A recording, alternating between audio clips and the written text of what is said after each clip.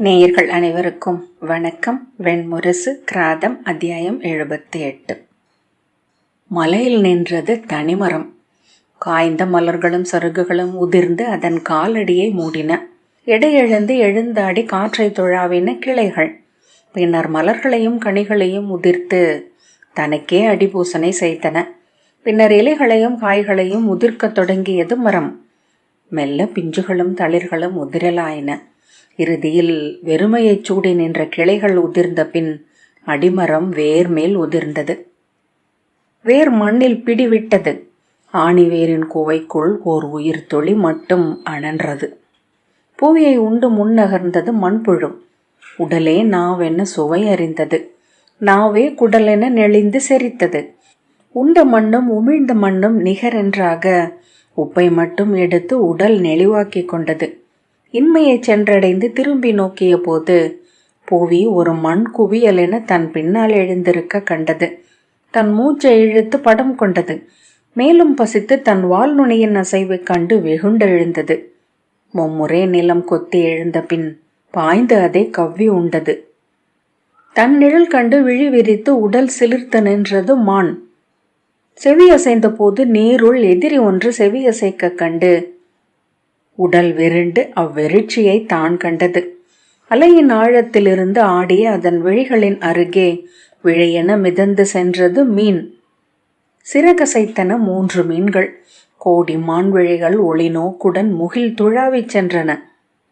உடலெங்கும் விழியாகும் ஒரு நீல விழியாகி வான் நோக்கி கிடந்தது சுனை. அதன் மேல் அலை அலை அலையென விழுந்து கொண்டிருந்தன மரம் உதிர்த்த பனித்துளிகள். ஒரே பனித்துளி ஒன்று போல் ஒன்றென முடிவிலாது பனித்து உதிர்ந்தது விசும்பு. குத்து விளக்கிலிருந்து திரை வழியாக சுவடி அடுக்கில் பற்றி ஏறியது அனல். நெறி நூல்களை உண்டது. இலக்கண நூல்களை உண்டது. காவியங்களை உண்டு எழுந்து வேதங்களை பற்றி கொண்டது. சுவடிகள் எரிந்து நெளிந்து துவண்டு கருகிச் சாம்பலாக அவை கொண்ட சொற்கள் எரிமேல் எழுந்து சிறகடித்து கூவிச் சுழன்று பறந்தன. பின்னர் அவையும் சிறகுகள் கருகி அனலிலேயே விழுந்து அனல் பற்றி எரிந்து கூவிச் சுழன்று மூழ்கி மறைந்தன. அனல் என்ற சொல்லாக அனல் மட்டும் எரிந்தது. அச்சொல் வெளியில் நின்று தவிக்க அனல் அணைந்தது.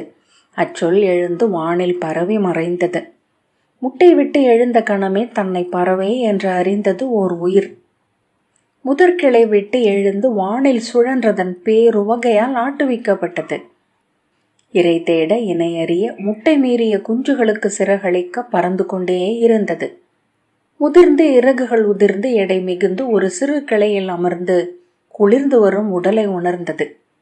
என் வாழ்நாளின் பொருள்தான் என்ன என்று எண்ணிய போது வாழ்நாளெல்லாம் தான் பறந்த தடங்கள் அனைத்தும் வானில் ஒரு வலை என கண்டது. விழித்திருப்ப அருகே ஒரு சிலந்தி நெய்த வலையைக் கண்டு உளம் திகைத்து பின் புன்னகைத்தது. கொந்தளித்த கடல் எழுந்து கார்முகில் என வான் நிறைத்தது. கோடிக்கோடு துளிகள் என்றாகி மண்ணை அறைந்து மூடி பெருகிச் சொழித்து திரண்டு ஓடி கடலாகியது. துளி என்றாகாத நீரின் ஓர் அணு வானில் எஞ்சியது. அதன் மேல் விழுந்த விண்மீன்களின் ஒளியால் அதுவும் ஒரு விண்மீன் என்றாகியது. கீழ்வானில் நீல நிறம் கொண்டு மின்னிய அதை மீன்கணங்கள் கண்டு கொண்டு விழி துளித்து நோக்கி நின்றன. விடாய் கொண்ட பறவைகள் அதை நோக்கி நான் நுனைத்தன. விண்ணில் ஒரு கடல் என்று அது நின்றது.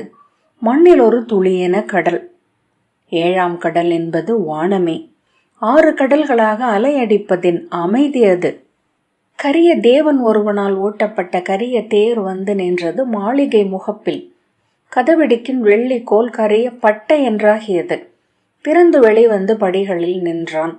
அவன் உடல் கனலாக ஆடைகள் எரிந்து கொண்டிருந்தன. அத்தழலில் இருந்து மாளிகையின் கதவும் சுவரும் பற்றி கொண்டன. அவன் தசைகள் உருகி சொட்டி விழுந்த துளிகளும் புகையுடன் எரிந்தன. வாய் திறந்த போது உள்ளிருந்து தீ பறந்தது. மூக்கினூடாக புகை எழுந்தது. 7 குதிரைகளும் எண்ணெய் மின்னும் கருவண்ணம் கொண்டவை. அவற்றின் திறந்த வாய்களும் நாக்குகளும் பற்களும் கூட கரியவை. கருங்கல் குழம்புகள் கர்த்தரையில் முட்டும் ஓசை. கரிய இரும்பாலான தேரின் சகடவட்டமும் கரிய ஒளியே கொண்டிருந்தது. அதன் பீடத்தில் எழுந்த தேவனின் கண் விழிகளும் பற்களும் கை நகங்களும் கருஞ்சிப்பி போல இருளொலி கொண்டிருந்தன. அவன் இரும்பு குரடுகள் கல்லில் ஒலிக்க அணுகி பணிந்து வருக என்றான். ஏன் என அவன் கேட்டான். வருக என்று அவன் மீண்டும் சொல்லி கை காட்டினான். நீ யார் என்றான். நான் குரோதன். என் தலைவர் உன்னை தேடி வந்துள்ளார். அவன் எரிந்து கொண்டே சென்றான். உள்ளே கரிய பட்டு திரை அசைந்தது. யார் என்றான். அவரை அதர்வன் என்கிறார்கள் தேவர்கள். அழிவற்ற ஆற்றலே அவர் என வழிபடுகின்றனர் முனிவர். அஞ்சியபடி அவன் நடந்து சென்று தேரிலேறி அத்திரையை விலக்கினான். உள்ளே புகை மூடிய அனல் என அமர்ந்திருந்தது எரியுடல் கொண்ட தெய்வம். கரிய முட்கள் என மயிர் சிலிர்த்த பன்றி முகம், வெறிமயங்கிய கருமணி கண்கள். வருக என அவனை கை நீட்டி அழைத்தது. 8 கைகளில் வாளும் வேலும் வில்லும் அம்பும் பாசமும் அங்குசமும் குளிர் மலரும் அமுதகலமும் கொண்டிருந்தது. அனல் அனலே என அவன் அத்தெய்வத்தின் மடியில் அமர்ந்தான். சவுக்கு சொடுக்கப்படும் ஒலி கேட்டது. தேர் அசைந்து சகட ஒலியுடன் கிளம்பியது. அவனுக்கு எதிர் வந்தது பிரிதொரு கரிய வண்ண தேர். அதன் கொடி புகை சுருள் என பறந்தது. அதில் அமர்ந்திருந்தவனின் எரி விளிம்புகளை அவன் கண்டான். அவன் உன் வெஞ்சினத்தின் இலக்கு. அவனை வென்றால் நீ முற்ற அடங்கி குளிர்வாய் பாண்டவனே.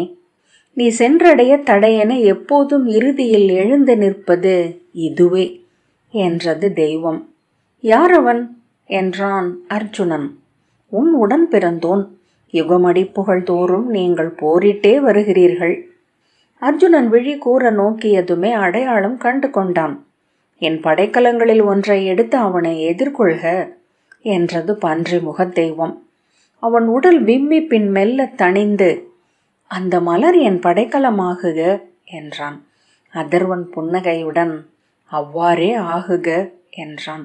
அர்ஜுனன் எடுத்து வீசிய அந்த மலர் பெருகி மாமழை என்றாகி அக்கரிய தேர்மேல் பொழிய அது குளிர்ந்து நீர் புகையெழ நின்றது. அனல் அணைந்து அது அமைவதை அவனால் காண முடிந்தது. புன்னகையுடன் ஏதோ சொல்ல முயன்ற கணம் ஆம் ஆம் ஆம் என்னும் முழக்கத்தை கேட்டபடி அவன் உதிர்ந்து தேர்தட்டில் இருந்து கீழே விழுந்தான். அவன் எரிதல் அணைந்து விட்டிருந்தது. எழுந்து நின்ற போது தன் உடலின் மென்மையையும் மனத்தையும் அறிந்தான். பூனை மயிர் படர்ந்த முகமும் நான் இழுத்த கைவில் போன்று இறுகிய இளைய உடலுமாக அவன் முதிரா இளைஞனாக மாறிவிட்டிருந்தான். பேரியாழின் நரம்புகளின் அதிர்வு போன்ற ஒலியை கேட்டு அவன் நோக்கினான். இளஞ்செந்நிற தாமரை மலர் நீரலையில் எழுந்தமைந்து அணுகுவது போல வந்த தேர் ஒன்று தெரிந்தது. செந்தாமரையின் மலர்ந்த 7 இதழ்கள் போன்ற குதிரைகள் குழம்புகளை உதைத்து கழுத்து திமிரி கனைப்போசையுடன் நின்றன. அதை ஓட்டி வந்த பாகன் மலர் நடு புள்ளி போல் இருந்தான். இறங்கி தலை வணங்கி நான் காமன் என்றான். இது என் தலைவனுடன் நீங்கள் செல்லும் தேர். அவன் அந்த தேர் மீட்டி முடித்த யாழென இசை விம்மி கொண்டிருப்பதை தன் உடலால் உணர்ந்தான். அணுகிய போது அவ்விசையை உள்ளம் உணர்ந்தது. என் தலைவரை சாமன் என்கிறார்கள். வானில் கார் நெறிப்பவர், மரங்களை மலர் கொள்ளச் செய்பவர், யானை துதிக்கைகளை குழையச் செய்பவர், மான்விழிகளில் ஒளியாகுபவர், மலைத்தேன் கூடுகளுக்குள் இனிமையை நிறைப்பவர் என்றான் காமன். ஷட்ஜன், ரிஷபன், காந்தாரன், மத்திமன், பஞ்சமன், தைவதன், நிஷாதன் என்னும் 7 புறவிகளால் இழுக்கப்படும் இந்த தேர் சுனாதம் எனப்படுகிறது. அவன் தேரை தொட்டதுமே தன் உடல் முழுக்க இசை நிறைவதை உணர்ந்தான். தேனில் துழாவிய நாக்கு என்றாகியது அவன் உடல். அவ்வினிமையை தாழ முடியாமல் அவன் விழி கசிந்தான். உடல் நடுங்கி அதிர தேருக்குள் ஏறி அங்கே முற்றிலும் மலர்ந்த தாமரை மலரென அமர்ந்திருந்த தெய்வத்தை கண்டான். புறவியின் தலை, விழிகள் நீல மலர்கள் போல் இருந்தன. 6 கைகளில் வில்லும் அம்பும் மலரும் மின்கதிரும் கொண்டு அஞ்சலும் அருளலும் என அமைந்திருந்தது. வருக மைந்தா என அவனை கைப்பற்றி தன் அருகமரச் செய்தது. இசையின் அலைகளில் எழுந்தமைந்து அவன் சென்று கொண்டிருந்தான். எதிரே இளஞ்செந்நிற தேர் ஒன்று மிதந்தனைவதை கண்டான். உன் காமத்தின் நிறைவை அளிப்பவள் அவள். நீ இக்கணம் வரை சற்றும் அறியாதவள். இளையோனே, எதிர்ப்படும் அத்தனை முகங்களினூடாகவும் நீ தேடிக்கொண்டிருந்தது அவளையே. இதோ உனக்கு அவளை அளிக்கிறேன். விழைவை ஆற்றல் என கொண்டு எழுக. அத்தனை புலன்களாலும் அவளை அடைக. இசைதலின் பேரின்பத்தை அறிந்து கடந்தெழுக என்றது அத்தெய்வம். ஒரு கணம் எண்ணிய பின், அறிந்து அதை கடந்தவர் எவருமில்லை என்றான். அக்கணமே அவன் ஒரு சிறு மைந்தனாக மாறி இடையில் கிண்கிணையும் கழுத்தில் ஐம்படை தாலியும் மட்டும் அணிந்து அத்தேரில் நின்றிருந்தான். அவனை அறியாமல் எதிர்த்தேர் கடந்து சென்றது. அவனை இரு கைகள் இறக்கி கீழே விட்டன. கடந்து செல்வனவற்றை விழிமலர்ந்து புன்னகைத்து நோக்கியபடி அவன் அங்கே நின்றிருந்தான். போர்க்குண்டலம் ஒன்று கீழ்த்திசையில் எழுவதைக் கண்டு கைகளை வீசி சிரித்தான். அது பெருகி அணுகிய போது பொன்னிற புறவிகள் இழுக்கும் ஒரு தேர் அது என்பதை கண்டான். பொன்னொளி தரையில் மஞ்சள் நீர் என பரவி கிடக்க அது வந்து அவன் அருகே நின்றது. பழுத்த வாழைப்பழச் சீப்பு என புறவிகள் நிலை கொள்ள பாகன் நெருங்கி வந்து அவனிடம், நான் மோகன், எந்த யஜுர்வனின் தேருக்கு வருக. அகிர்புகை மணக்கும் அத்தேரின் உள்ளில் கலைமான் உருவில் அமர்ந்திருந்தது 4 கைகளில் மலரும் அமுதும் அஞ்சலும் அருளலும் கொண்ட தெய்வம். கவர் கொம்புகளில் மலரும் தளிரும் எழுந்திருந்தன. வருக குழந்தை என அவனை அள்ளி தன் மடியில் அமர்த்தி கொண்டது. இங்கு தெரியும் அனைத்தும் உன்னுடையதே. நீ விழைந்தவையும் அடையாதவையும் மட்டும் நிறைவகுக்கும் வெளி இது. நிறைக என்றது. அவன் விழிவிரித்து வாயில் கையை விட்டு கொண்டு ஒவ்வொன்றையாக பார்த்தான். பின் சினிங்கி அழுதபடி, அம்மா வேண்டும் என்றான். இவற்றில் எதை வைத்து விளையாட விழைகிறாய் நீ என்றது தெய்வம். ஒன்றுமே வேண்டாம், அம்மாவிடம் செல்கிறேன். அம்மா மட்டும் போதும். இதை நீ இனி அடைய முடியாது. இது மிக மிக அரியது என அவனுக்கு ஒவ்வொன்றாக சுட்டி காட்டியது. அம்மா, அம்மாவிடம் செல்கிறேன். அம்மா, அம்மா என அவன் அலறி கால்களையும் கைகளையும் உதைத்தபடி திமிரி அழத் தொடங்கினான். அழுது மூச்சு சிக்கிக்கொள்ள உடல் நீளம் பாரித்து அவன் துடித்தான். அம்மா, அம்மா என்று உதடுகள் அசைந்து கொண்டே இருந்தன. அவனை இறக்கி படுக்க வைத்து விட்டு சென்றது தேர். புழுதியில் அவன் கிடந்து நெளிந்து அழுதான். வெண்மை ஒளிரும் தேர் ஒன்று அவன் அருகே வந்து நின்றது. வெண்புறவிகள் காலோய்ந்து மூச்சு சீறின. அதிலிருந்து சாந்தன் என்னும் பாகன் இறங்கினான். அம்மகவை இரு கைகளால் அள்ளி எடுத்து தேருக்குள் அமர்ந்திருந்த தெய்வத்திடம் அழைத்தான். வெண் பசுவின் தலையும் அஞ்சலும் அருளலும் என மலர்ந்த இரு கைகளும் கொண்டிருந்தாள் ரிக் என்னும் அன்னை. யஜுர்வன், சாமன், அதர்வன் என்னும் 3 மைந்தர்களை பெற்றவள். அவள் அவனை தன் முலைகளுடன் அணைத்து அமுது காம்புகளை அவன் வாயில் வைத்தாள். ஆவலுடன் சப்பி உறிஞ்சி உண்ண உண்ண அவன் சுருங்கி ஒரு மொட்டென்று ஆனான். அவனை தன் இடையில்லிக்குள் செலுத்தி கருவறைக்குள் வைத்து கொண்டாள். அங்கே அவன் கைகள் குவித்து உடல் சுருட்டி அமைந்தான். அவன் உடல் பொன்னாகியது. உருகிச் சுட்டும் பொற்துளி என அவள் கருவறைக்குள் இருந்து அவன் பிறந்தெழுந்தான். 9 சூரியன்கள் ஒளிவிட்ட பிரிதொரு உலகில் ஹரண்ய கற்பனே வருக என்று ஓர் அறிந்த குரல் அவனை அழைத்தது. எரிந்தது முதற்புறம். செந்தசை கோட்டை சூழ் பெருநகரம் அணுவென குறுகியது. விதையுள் கருவென ஆகியது. இருப்பென்றும் இல்லை என்றும் ஆடும் ஓர் ஊஞ்சல். எரிந்தது மறுபுறம். வெள்ளி சிலந்தி பின்னிய வலை நகரம். ஒரு கண்ணி பிரிதொன்றை ஆக்கும் நெசவு. அவிழ்ப்பதே இருக்குவதாக ஆகும் அவிழா சுழல். எரிந்தது பிரிதொரு புறம். பொன்னிற கருவறை. ஆடிகள் தங்களுள் நோக்கி அமைத்த மாநகரம். எதிர்ப்பவரை அள்ளி தன் குடிகள் என்றாக்குவது. கோடிக்களம் கொண்ட ஆடல். கோடிக்காய்கள் நின்றிருக்கும் களம். எரிந்தழிந்தது முப்புறம். செம்பு எரிந்தது. எரிந்தது வெள்ளி. உருகி அழிந்தது பொன். மூவிழி அனலில் தழல் மூண்டழிந்தது முப்புறம். கைப்பிடி நீரென்றாகியது. எஞ்சியது அது நீரெனும் வெண்மை. ஸ்ரவ்யம் என்னும் காட்டில் ஓர் ஆண்குயில் மஞ்சள் கொடி ஒன்று பறப்பதைக் கண்டு அருகணைந்தது. அது கொன்றை மரம் பூத்திருப்பதே என்று அறிந்ததும் தன் உடல் விம்மி இறகுகள் எழுவதை உணர்ந்தது. சிறகுகளைச் சுழற்றியபடி மாதவி கொடி ஒன்றின் வளைவிலிருந்து ஊசலாடிய போது தன் அலகிலிருந்து அன்று வரை அறிந்திராத இன்னிசை ஒன்று எழுவதை கேட்டது. அவ்விசையின் சூழலில் இன்னும் இன்னும் என தித்தித்து சென்று கொண்டிருந்தது. பின் அதை கேட்பவர் எவர் என உணர்ந்து விழிப்பு கொண்டது. மிக அருகே வரி வரி என உடல் இறகு கொண்டு அமைந்திருந்த பெண் குயிலை கண்டு கொண்டது. அதை நோக்கி தன் விடாயை பாடியது.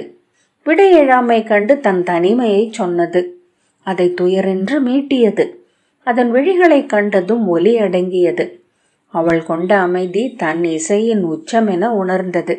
வீக்ஷம் என்னும் காட்டில் ஓர் ஆண்மான் குளிர்ச்சுனை ஒன்றில் குனிந்து நீர் அருந்திய போது தன் அருகே நின்ற துணைமானை அங்கு கண்டது. நீரில் ஒளியென நடனமிட்ட அவ்வழகை கண்டு பெருங்காதல் கொண்டு முத்தமிட்டது. விடாய் மிகுந்து நாக்குவித்து தன் துணைவையை அள்ளி அள்ளி குடிக்கலாயிற்று. ஒரு துளியும் குறையாமல் தன் உடல் ஊறி நிறைந்து கொண்டிருப்பதை உணர்ந்து மயங்கி நின்றிருந்தாள் அவள். தம்சம் என்னும் காட்டில் இரு யானைகள் சேற்று பரப்பொன்றில் இறங்கி தங்கள் உடல் எடையை இழந்தன. துதிக்கை தழுவியும் உடல் வழிக்கையும் இணைந்து பிளிரியும் காதல் கொண்டன. மதமிழந்து கன்னம் நனைந்த களிறு கொம்புகளால் பிடியை தூக்கிச் சுழற்றி வீசியது. சினம் கொண்ட பிடி எழுந்து திரும்பி துதிக்கையால் களிற்றை அரைந்து தன் சிறு தந்தத்தால் அதன் விலாவை குத்தியது. காடதிர முழங்கியபடி களிறு பிடியை குத்தி தந்தத்தை இறக்க பிடி அலறிய ஒலியில் பறவைகள் வானில் எழுந்தன. சினம் கொண்ட இரு பேருடல்களும் வெடிபடும் ஒலியுடன் மத்தகங்களால் முட்டிக்கொண்டன. துதிக்கைகளை பற்றி ஒன்றை ஒன்று உந்தி சுழன்றன. மரங்கள் கடை விழுது விழுந்தன. கிளைகள் ஒடிந்து சொரிந்தன. பாறைகள் சரிவில் உருண்டன. உழுத வயலென்றாகியது காடு. இரு பெரும் அடிமரங்கள் நடுவே பிடி சிக்கிக் கொண்டது. களிறு அதை அடக்கி மேலேறி உடல் இணைந்தது. இருவர் கொண்ட விசைகளும் எதிரெதிர் முட்டி அசைவிழந்தன. குருதி வழியும் புண்கள் இனிக்கத் தொடங்கின. ரம்யம் என்னும் காட்டில் இரு தட்டார பூச்சிகள் காற்றில் இணை கண்டு கொண்டன. ஆணும் பெண்ணும் தங்கள் சிறகுகளை இணையாக்கி உடலை ஒன்றாக்கி எழுந்தமைந்த இளங்காற்றில் சுழன்று பறந்தன.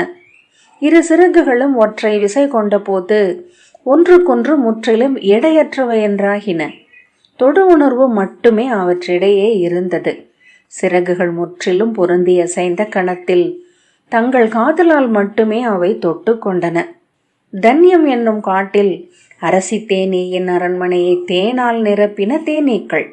காடெங்கும் மலர்ந்த பல்லாயிரம் மலர்களின் இனிமை, அவற்றை தேடிச் செல்ல வைத்த மனம், அவற்றை உண்டு சுமந்து வருகையில் எழுந்த இசை, அவற்றை நிறைத்த பின் ஆடிய நடனம், விழி சொக்கி அமர்ந்திருந்த பெண்ணின் முன் 1 100 1000 என பெருகியது ஆண்.